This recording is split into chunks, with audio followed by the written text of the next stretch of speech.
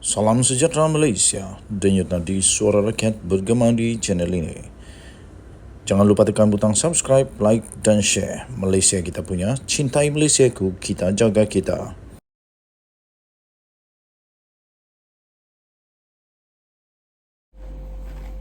Salam sejahtera Malaysia, denyut nadi suara rakyat bergema di channel ini. Tuan-tuan dan puan-puan yang dihormati sekalian, salah satu perkara yang paling hangat sekarang berlaku di Malaysia adalah tentang projek-projek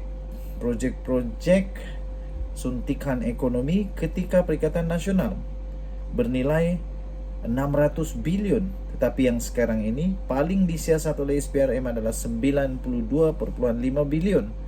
Dan terbaru yang paling mengejutkan, pastinya yang menakutkan, ramai pemimpin Perikatan Nasional adalah SPRM sudah pun menangkap dalang kepada memungut komisen untuk dimasukkan kepada akaun parti politik. Dan terbaru ini dari Malaysia Gazette, di dalam Twitter yang menjadi viral sekarang, fitnah anak menantu Muhyiddin terlibat dalam projek 600 bilion. Perikatan Nasional Alor Star buat laporan polis. Ini berikutan, ada satu berita yang mengatakan bahawa kemungkinan ada keluarga Tan Sri Muhyiddin Yassin, termasuklah menantunya, yang mungkin terlibat dengan projek tersebut. Dan akhirnya itu telah membuatkan PN Alostar buat laporan polis. Telah disiarkan di Malaysia Gazette punya Twitter, ini dia. Walaupun begitu, yang saya suka untuk kongsikan kepada anda semua adalah komen-komen yang amat bernas.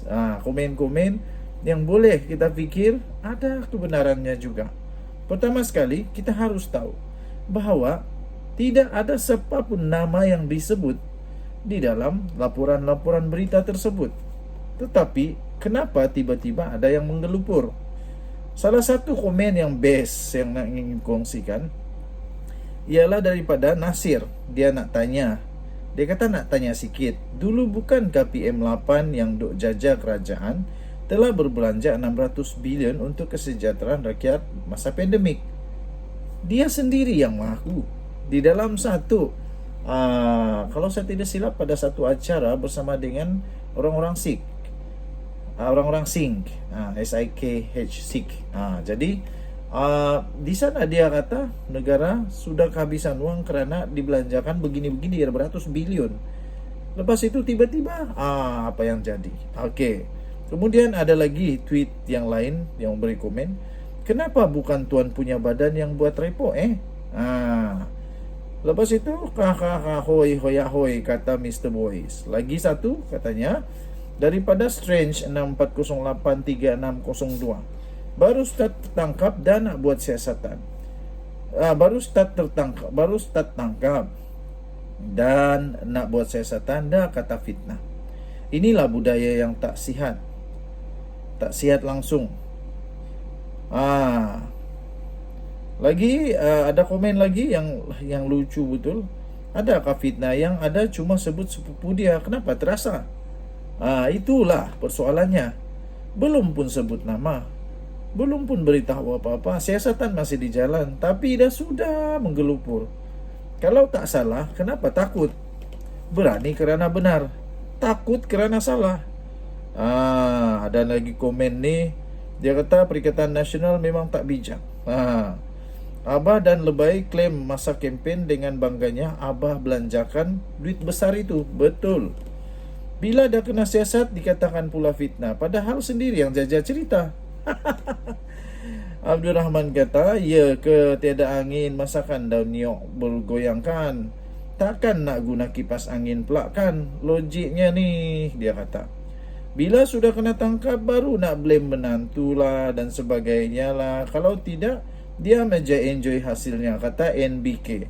Ramesh Rao AKS, dia kata, tersentap pula Perikatan Nasional. Ini orang Pasca, orang bersatu ni, jilat licin nampak. Kata si Salam Rosario.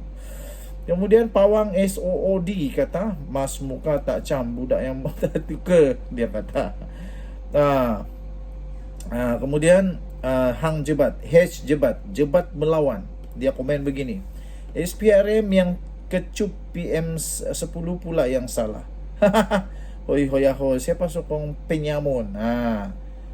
Kecut dah situan ni, dia kata. Seorang jaga report polis tu, mana penyangak nasional yang lain? Sila Perikatan Nasional yang lain, dia kata lagi. Lepas itu ada lagi penghulu kebenaran. Komennya, kebangangan apakah ini? Biarlah polis maupun SPRM selesaikan siasatan dulu. Takkan ketua penunggang dah keluarkan arahan untuk pakat buat laporan polis?